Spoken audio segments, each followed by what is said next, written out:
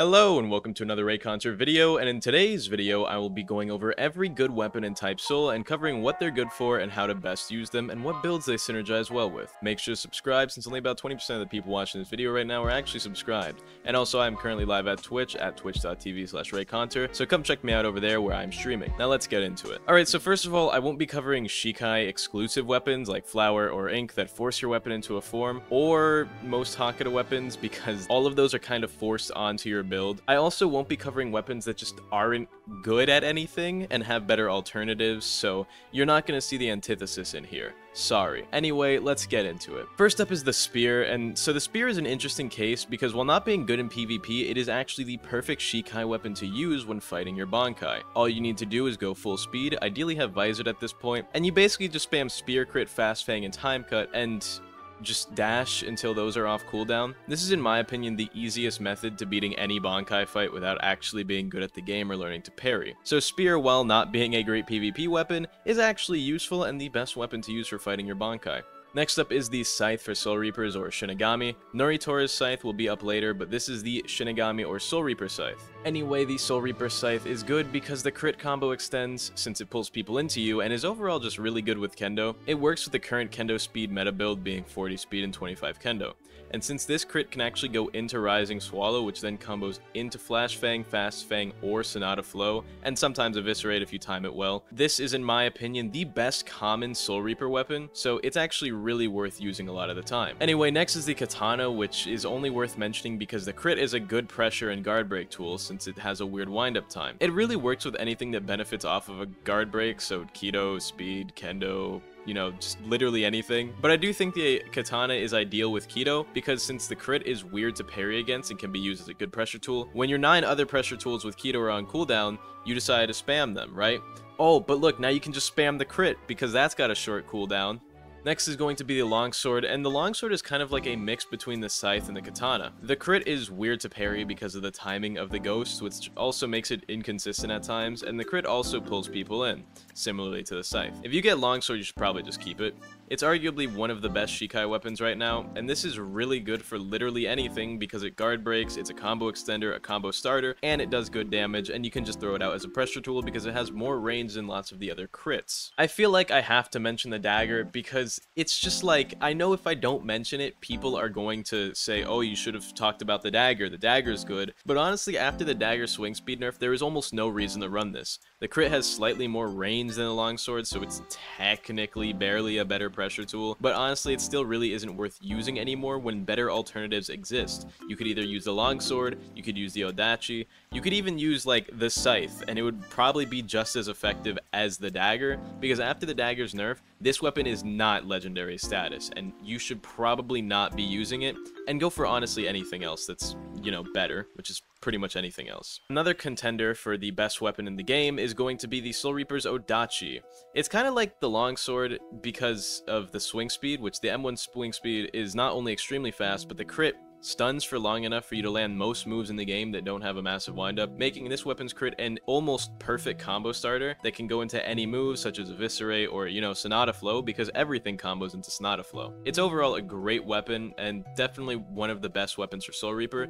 I would say it is on par with the Longsword, but for different reasons, because while the Longsword has more versatility, this one just like really specializes in combo starting with that super high stun time crit. Next is going to be Shunko, which I'm only going to be talking about Wind and Ice Shunko since, you know, Fire Shunko really just isn't good or worth using. Anyway, Wind Shunko is up first, and it's kind of just crazy. Imagine if you gave the Katana crit to Hakata. Well, that's what Wind Shunko does. The crit is a great pressure and combo extending tool, which has good range and makes it easy to pressure people even harder. And this also combos well with Wind Shikai because both together actually cover almost every weakness that Shunko has, except for, you know, full Hakata combo stealing with Spine Rends because they don't really have hyper armor counters with Shunko. But Wind Shunko is really good, and since the crit is basically just Katana crit except it sends people into the air, it also works as a combo starter similarly to Shori, except, you know, it's more spammable. It's also harder to parry than Shori and block, but, you know, it's just better. Next up is Ice Shunko, which is also very good. The crit for Ice Shunko is actually one of the most unique in the game, as it is technically unblockable and instead leaves ice under your feet, which slow you down and allow for combo opener moves easily.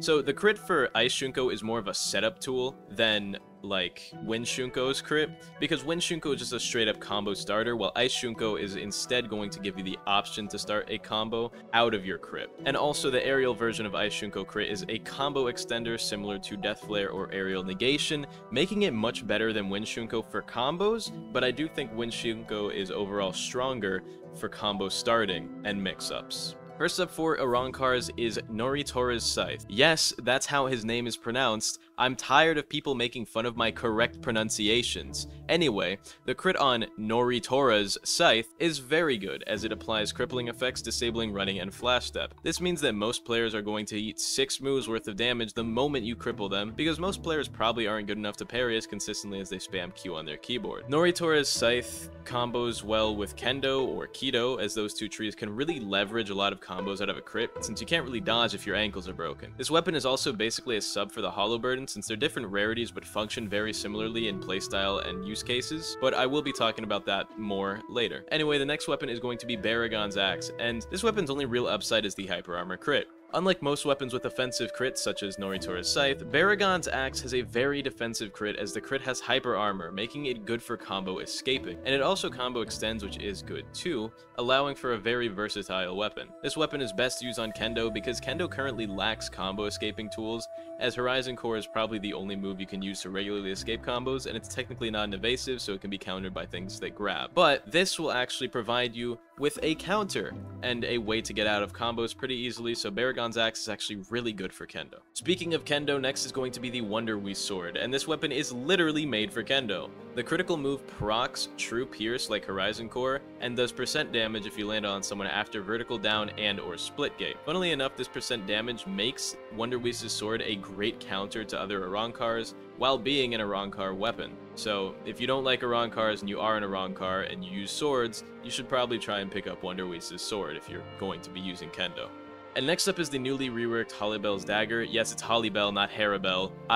Just don't try and correct me, I know I'm right. Honestly, I don't even know how this weapon works very well yet in terms of parry timing, but this weapon's crit is an amazing pressure tool, with the added bonus of being the longest range crit in the game at the speed that it moves. Since the crit is pretty much just a Sero-type blast, this is probably within the top 3 Arrancar weapons in the game right now, and the swing speed is just a big additive bonus on top of the insane critical. So it honestly can go on any build and work well, but it works specifically well with Kido, because you can just spam that crit and the aerial crit into anything, so yeah.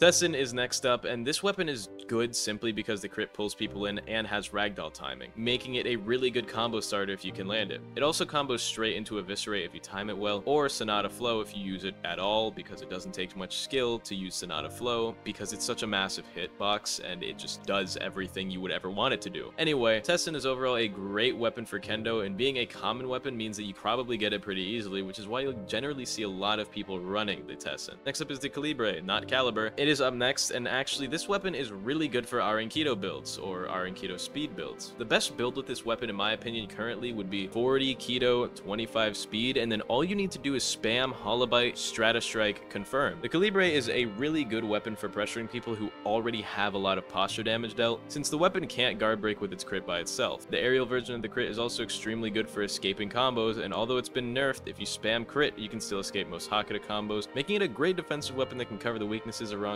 Kido builds while keeping your spam no skill true combos. It's absolutely brain dead. Funnily enough, other than the aerial crit already countering Hakuta, specifically Shunko users way better, the M1 also just counters Hakuta, because your M1 range with the Calibre is extremely high in comparison to Hakuta users, so you can literally just outrange someone and spam M1 while holding S, and there's nothing they can really do except for use moves. Hollow Burden is up next, being a similar use case to Noritora's Scythe. The crit has similar range, as it is just a large hitbox instead of being like Noritora's Scythe with dashes, so they are pretty similar and comparable in terms of their crit. They also both cripple people by the crit, and the M1 speed is the same on both of these weapons. So honestly, the only difference is that the Hollow Burden crit technically does more damage because it's a 2-stage attack, so technically it can be considered a direct upgrade to Noritora's Scythe, but they're really interchangeable and not very different when you actually break down both weapons. Along with that, if you're just not lucky enough or don't want to waste all your rerolls trying to get a mythical weapon, then you could just keep Noritora's Scythe and it'll pretty much act the exact same as a Hollow Burden in your build. Which brings us into the Blood Edge, and the Blood Edge is honestly just really generic. The crit guard breaks, so it can be used as a mix-up tool or a combo extender, and the only real difference for this weapon is the massive amount of purple particles obscuring your actions, making it harder to read the crit. It is good, but there are definitely better weapons depending on your build. What the Blood Edge does counter extremely well, though, is people with bad PCs or people playing on mobile, because if you're playing on mobile and someone starts spamming the Blood Edge crit, your phone's gonna heat up and singe your fingertips. Then you're gonna drop your phone, and it gives the Blood Edge user free time to combo you. So just know, Blood Edge users counter mobile players, and also people on really bad computers, because your PC is gonna heat up and shut itself off. Next up are the Quincy weapons, and honestly, Quincy has the most diverse set of weapons with abilities built into their criticals and just the weapons overall. So they have much more specific use cases than weapons used by Arankars or Soul Reapers, which is actually why the Quincy's have less weapons than Arankar or Soul Reapers, because it's more of a quality over quantity sort of thing. Anyway, first up is going to be the Kilgay Rapier. First of all, a bit of a nitpick, but the devs really need to rework the M1 animations for this weapon, because this is not how you use a rapier. That is doing absolutely no damage. That thing is not sharp. Anyway, the Kilgay crit is a range crit that also applies the jailed status effect like the Reishi string move, which disables people's hotbars, and it's just really good. The crit is a good range pressure tool because it also guard breaks, but the ability to disable people's moves similarly to Ink without any sort of prerequisite means that you can easily disable people and keep them in super long combos if you're able to keep them disabled, since without moves they probably lack the tools to fight you and escape combos without skills. Kilgay is a very good common weapon. Zejugram Shield is up next, and this weapon is actually made to synergize with the Balance Drift, since M1s and crits give you a bonus to order stacks that you get with balance. The weapon itself is actually kind of like a direct downgrade to Kilgay without balance, since it works almost exactly the same, except instead of jailing it, the crit is normal and just looks slightly different to Kilgay's because it is a cross pattern instead of a string of Reishi. The weapon only synergizes with balance and should really only be used in balance, so it's worth mentioning because with balance it's a great synergy, but without balance it's honestly not very good. Next up is the Quincy Cutlass. This weapon's special gimmick is that landing a crit will for a short time apply a passive where half the damage of your next attack will be applied in true damage to your opponent, which is generally probably more damage than whatever your attack was going to do anyway. So let's say your thing would have done like 2 damage, now it's going to do 1% true damage. Honestly, I don't really know how this thing works. It's really poorly explained by the devs. But this makes the weapon usable with almost any build, and it works pretty well for anything due to the true damage passive, because it can just synergize with anything in the game, including itself, which just makes it decent. The crit is also a good pressure tool, having a lot of range since it's a dash type crit. Overall, I would recommend the Quincy Cutlass. Next is the Quincy Glock, which is a good defensive weapon. The aerial crit is actually very similar to the Calibre crit in the fact that you can just spam it to escape Hakata combos sometimes, which means it is often used as more of a defensive tool because any move that launches you up will often help you escape combos, making the Quincy Glock a good weapon for Quincy Keto, since along with Holy Thunder and Like Dragon, you get an extra evasive move, meaning you're never going to get caught in those dirty Hakata combos ever again. Next is the Spalton, which is just good for the fact that its crit is Fast Fang with a better hitbox. Although it doesn't guard break anymore, it does combo into Fast Fang and Eviscerate, and Flash Fang and Sonata Flow. This means that this weapon combos extremely well with the 40 speed 25 kendo meta build for Quincy, since Spalton is a really good combo starter and extender, and you can use it multiple times within a combo, since crits generally have pretty low cooldowns. And including the fact that it's just a weapons crit means it's always available and will often be usable, since weapon crit cooldowns are just much shorter than skill cooldowns. Up last is the Yamato, which is the only universal weapon in the game. This weapon is really good. It honestly isn't worth talking about too much since it's only usable for one build, meaning there isn't much synergy or option for the Yamato weapon. It does, however, combo greatly with Black Claw out of the crit because it is a near guaranteed hit, and Black Claw is just a stupid move overall that punishes people for playing the game properly. This weapon's good, but it's always just going to be good, and I don't really have to talk about it because it's not like you get a choice in what you get to use. Hope you all enjoyed this video. If I missed a weapon, it's because it either doesn't synergize with anything or it isn't worth using over others. Meaning that although I covered both Noritora's Scythe and the Hollow Burden, for example, it's because Hollow Burden is a mythical and Noritora's Scythe is a common option that has similar use cases if you like the Hollow Burden.